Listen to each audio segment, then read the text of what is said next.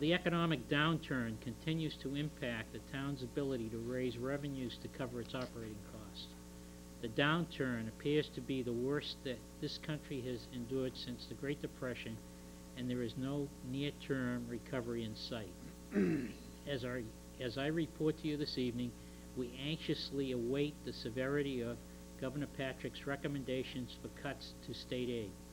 Although we have made adjustments in our FY 2009 budget to account for the projected shortfall in revenue, there is no way that these adjustments can be sustained in our FY 2010 budget without a reduction in vital services and associated employee layoffs. We do not stand alone in dealing with this revenue shortfall.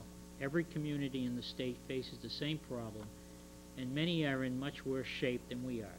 Public sector unemployment is expected to take a sharp rise as municipalities struggle to balance their FY 2010 budgets. As an elected board, we are trusted with the authority to do what is in the best interest of the community as a whole. Our responsibilities include the establishment of a balanced budget, the maintenance of public safety, the education of our children, and the health and welfare of all our citizens. We are also responsible for the safety and well-being of our town employees who provide these services day in and day out. Over the next few months, we will be forced to make some very hard decisions in preparing a balanced budget for the forthcoming fiscal year. In the interest of minimizing the impact on town services, we are asking our labor unions to consider the salary freeze for the FY 2010 budget year. The salary freeze would include COLA, which is cost of living adjustment, step increases, and other contractual increases. In doing so, we can maintain critical services, preserve jobs, and bridge our way to better times. Both Town Administrator Greg Balcones and the Superintendent of Schools David Troughton have already announced that each would forego his salary increase for FY 2010. Tonight, the entire Board of Selectmen ask you to do the same for the sake of our community and all of your fellow employees. The Board and Town Administrator look forward to direct, productive discussions with our labor unions regarding the seriousness of our town's financial situation and this proposal as a viable way to save jobs and maintain vital services in North Reading. And it's signed by the Board of Selectmen.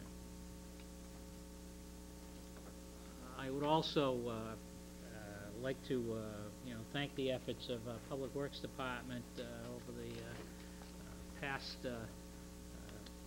several weekends where we've had continuous snow. Over the weekends, our town roads have been cleared in a timely fashion, and they relatively, I shouldn't say relatively, they're in excellent shape for travel and safety. And we owe a debt of gratitude to the efforts of these people that have put in all the time to clear our roads for us.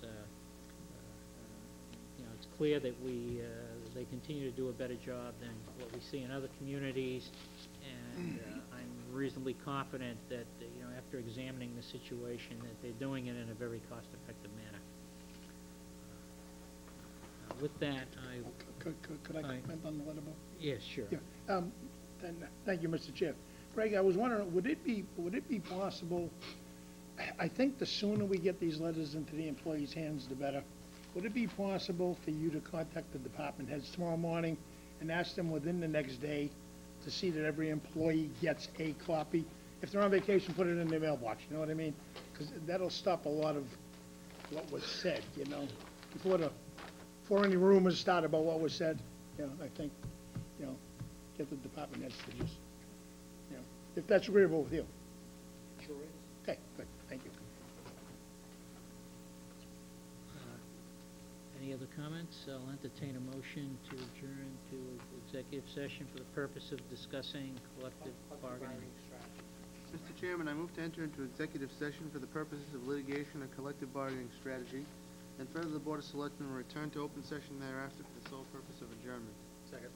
Motion by Mr. Harris, seconded by Mr. O'Leary. Mr. O'Leary? Aye. Mr. Harris? Aye. Mr. Bino? Aye. Mr. Delaney? Aye. The chair votes aye.